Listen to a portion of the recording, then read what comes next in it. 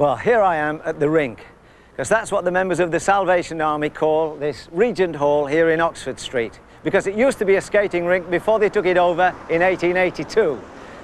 Mind you, on a night like tonight, you could probably skate in the streets. The most sensible place to be at this moment is at home, snugly tucked up in bed. Sadly, there are hundreds of people around here who've got no homes and no beds to go to. They're going to be out all night, sleeping rough. So every night of the year, from one of its centres in London, the Salvation Army soup run team set out in search of these lonely characters. They've been boiling the soup up now for about an hour and a half, and they're ready for the off. I'm going with them, so I'll leave you with the band and rescue the perishing.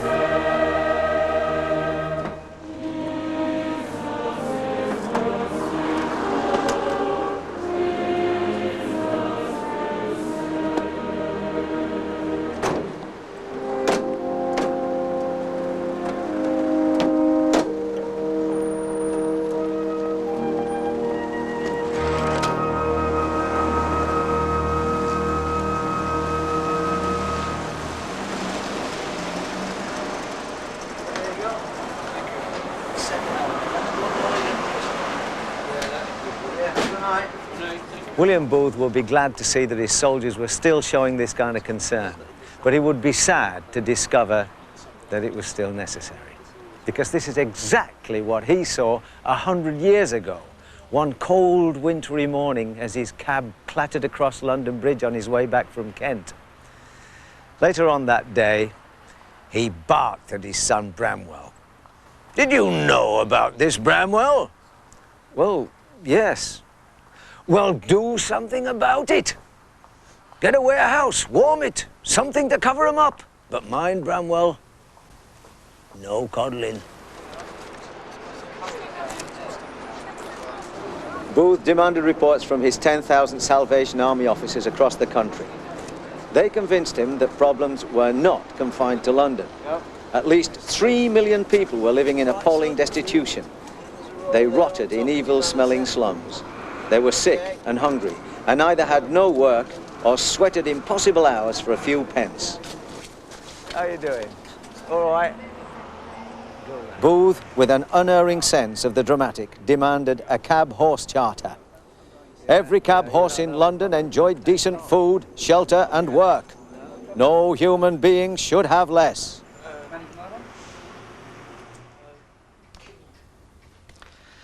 The book that was all the rage in polite society at the time was Henry Morton Stanley's In Darkest Africa. This account of the explorer's adventures had become a bestseller. Well, Booth quickly latched onto that and brought out his own book called In Darkest England and the Way Out. And in it, he set out the grim facts of poverty, together with his own solutions. Well, the impact was electric. But not everybody approved. Punch actually made fun of him. They nicknamed him Field Marshal von Booth. Others denounced him as a pious rogue, a tub-thumping hypocrite. The man didn't understand. They were born scoundrels who just didn't want to work. And the first and only reason for running a business is to make a profit. And what was more, people should be free to run their own lives.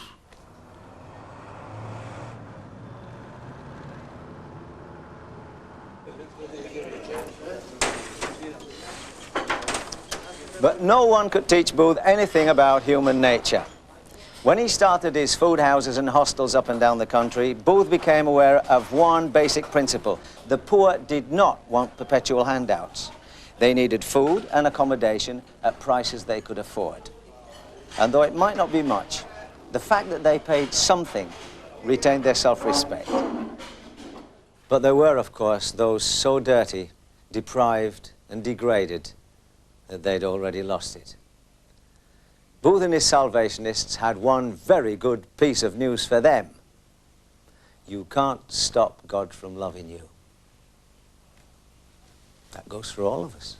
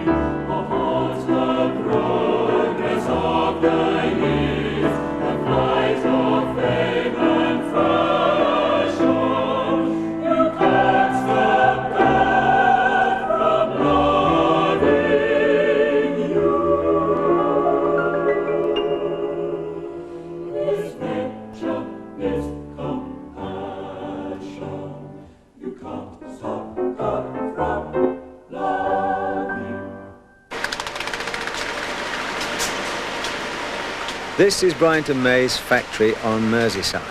It's the only match factory in Britain. In Booth's day, there was a large number of small manufacturers, and it was still a cottage industry of the poor.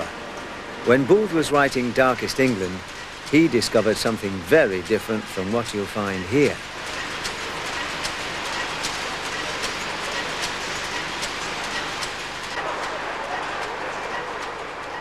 This is obviously a very pleasant and agreeable place to work. What's more, it's 100% healthy. Now this stuff contains phosphorus sesquisulfite, and it's used for making matches safe. Every day, millions of matchsticks or splints are dipped in this and then dried off slowly on belts before being put in the boxes. Now these have to be struck against a specially prepared strip on the side of the box before they'll burst into flame. Now the Victorians liked matches that would strike anywhere. These were made of yellow or white phosphorus. Now whereas I could stand here all day without any ill effects, Booth's investigators found that workers inhaling this yellow phosphorus all day in cramped and confined conditions faced an excruciating peril. It started with severe toothache, and then if you turned the gas light down in a darkened room, the sufferer's face would glow with a ghosty greeny light as the phosphorus ate into the jaw. Now this condition was known to doctors as phosphorus necrosis. The workers gave it the nickname of Fossy Jaw. It always ended in death. Booth knew that these deaths were cruel and unnecessary. Dangerous substances did not have to be used in the making of safety matches. So in 1891, as part of a campaign for industrial reform, Booth opened his own match factory in East London. There, in bright and airy conditions, 120 workers turned out 6 million boxes of matches a year without any risk to health. And what did he call the matches? Right. Lights in Darkest England. Each box summed up the work of the Salvation Army. Our work is for God and humanity. Bear one another's burdens. 2 years after Booth's venture began, a Royal Commission reported on phosphorus poisoning. When the match trade got its house in order so that everybody could work in safety, Booth closed his factories down. Well, strike a light. I mean, they'd done their job, hadn't they?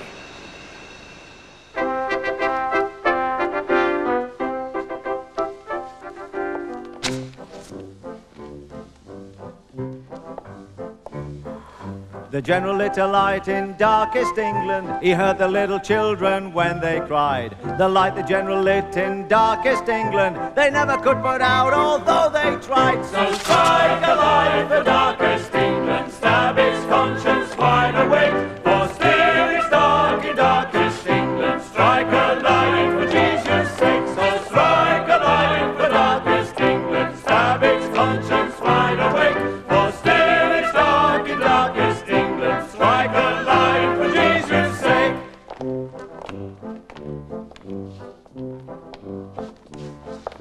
The General loved the working class of England. The poor he made his extra special care. He fought for all the underdogs in England. The General was the answer to their prayers. So strike a light for darkest England, stab its conscience wide awake, for still it's dark in darkest England. Strike a light for Jesus' sake. So strike a light for darkest England, stab its conscience wide awake, for still it's dark in darkest England. Strike a light for Jesus' sake.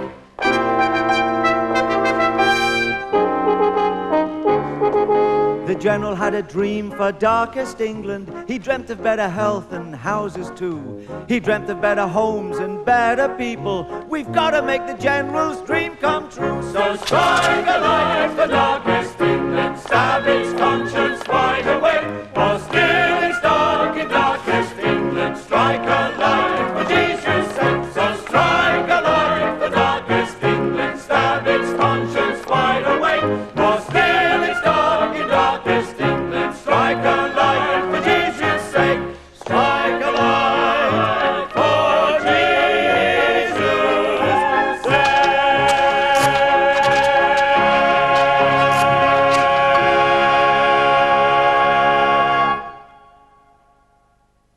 When William Booth bought 3,000 acres of farmland on the Essex marshes, Hadley Castle was thrown in with it. It was an important stronghold for Edward III in his defence of the Thames estuary, but under William Booth it formed part of an all-out attack on unemployment. Ruined lives could be rescued by work. Now, the Salvation Army had begun adding labour yards to their hostels where unemployed carpenters made Salvation Army benches and redundant cobblers repaired army boots. 20 years before the government thought of it, William Booth opened Britain's first labour exchange, which was soon finding over 10,000 jobs a year. But more was needed, and Booth was not lacking in ideas. Down there, past Southend, the Thames meets the sea, and beyond that lies what used to be an ever-expanding empire. In Africa, Canada, Australia, New Zealand, there were millions of acres just waiting to be farmed. But it was no use plonking a raw city dweller in the middle of an open prairie. So Hadley became a farm colony, where men and women could learn the basic agricultural skills before going out to settlements overseas. Empire builders like Cecil Rhodes came to Hadley. Eminent politicians like the young Winston Churchill showed interest. But William Booth couldn't persuade the politicians to give him all the overseas territories that he wanted. Nevertheless, over 250,000 people emigrated with the help of the army, many of them trainees from Hadley. Booth's work continues today. Plans are in hand to make the farm a residential training centre for 100 unemployed people. Everything is being pressed into service. The old emigrant hostel is being refurbished, and even this will be transformed into a modern workshop complex. Farm manager Peter Howard and his wife have been here 34 years. Have there been any changes whilst you've been here? Yes, we used to do probation boys, and then that phased out, and we done a few alcoholics, and then for a number of years we upgraded the farm, and the social side was non-existent. And now you've got some exciting new things happening. What pleases you most about it? Well, I think the thing that pleases me most is obviously that William Booth started this type of work 100 years ago, and it looks as though it's gone full circle, and we should be back in exactly the same type of work as what he started it with. Men and women who are never short of a job are the members of the local band. Here, the Hadley Temple Corps marched to the medley, Exeter Temple.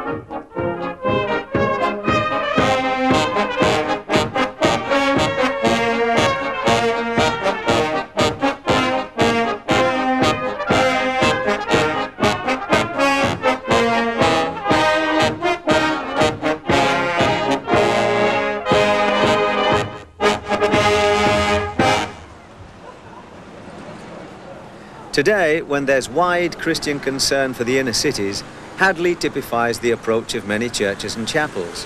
Thousands of jobs have been created through organisations like Church Action with the Unemployed. And another thing, these days, all the major churches are involved in practical ways of dealing with alcoholism. There are, for example, many drop-in centres offering advice and help. But the Salvationists in Swindon have latched on to a new way of approaching the problem.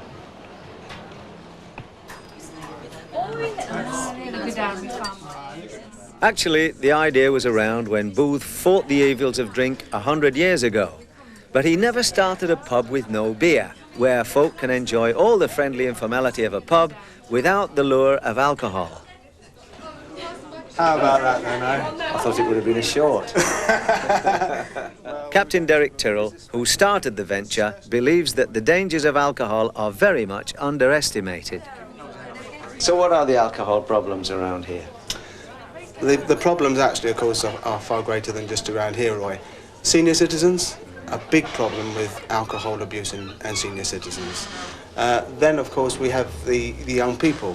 Now, we think in terms of young people, but I'm talking about 4- and 5-year-olds that I've seen drunk. You know, real problem. And did you know, Roy, that this year, over 1,000 young people will die through the effects of alcohol in one way or another here in Britain? We have set up a campaign in the town called the Kick It campaign. And the basic idea is that we want to set up a film, we want to set up literature where we can go to schools and colleges and present the actual facts to them in a film and then have a talkback situation. And we're not really aiming at the kind of 15, 16 and 17-year-olds. We're going to be aiming at the 8, 9 and 10-year-olds. Because the fact is, at that age, they're being introduced. And I think a lot of people in society out there are saying, come on now. But I'm telling you, that is something we ought to look at. Devending means the turning point. I went to Holland to look at ways of combating the problem. An alcohol-free zone. This is one of many alcoholic rehabilitation centres run worldwide by the Army. Men who've been through a detoxification programme to get the alcohol out of their system, an Army speciality, are given hostel care and farm work or workshop experience to help them resume a normal life. But is something more drastic needed? Derek, you've been teetotal all your life now. Would you like to see a teetotal world? I suppose, you know, if I was to be realistic about the whole thing, I see, you know, as a Christian myself, that it's something that I don't do because of the fact that I am a Christian, a Salvationist. But there are many people who are Christians, converted people, who find that they can drink and they can find their relationship with the Lord, you know, it's fine, it isn't harmed. But I like to feel that when someone comes to me and says to me, look, I've got a problem, then I can just say for myself, now look, I don't drink, I never have drunk, but you know, you too can find joy and happiness, just as I found it, without having to have the trappings of drink.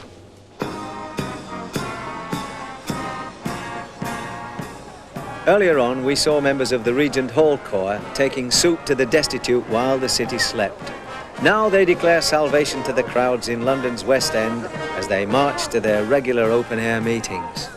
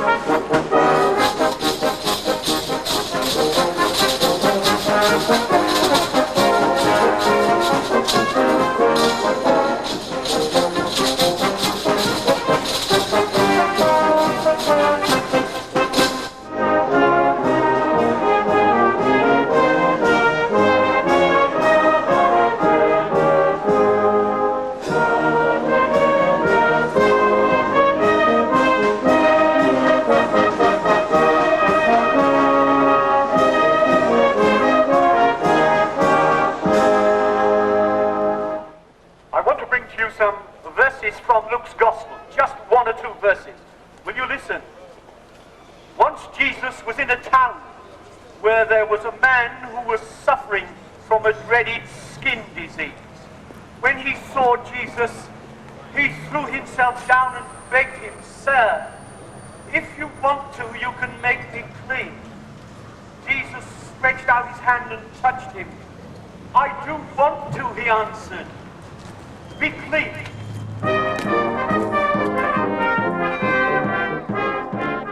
Now here's something. An open-air meeting for children, led by children.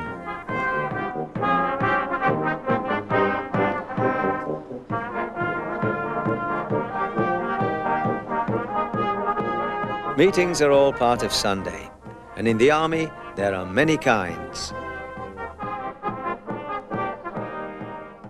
And now for the conclusion of our meeting this morning, shall we sing the benediction? Lord, bless this house and all who dwell herein. May it find refuge beneath thy all-sheltering wing. In every Salvation Army hostel, there's always a place set aside for prayer. The residents don't have to attend the worship, but there are always those who do. And it emphasises William Booth's real concern. Men and women needed more than just a cab horse deal of food, shelter, and work. They needed God. You didn't turn a bad person into a good person just by altering the conditions in which they live. Only God can change people. In the end, God is the real reason for helping the poor and needy, because Jesus had said, "Whatever you do for them, you do for me." So for William Booth and his followers then, as for Mother Teresa and her sisters today, and for all true Christians, it's the love of God that inspires the love of others.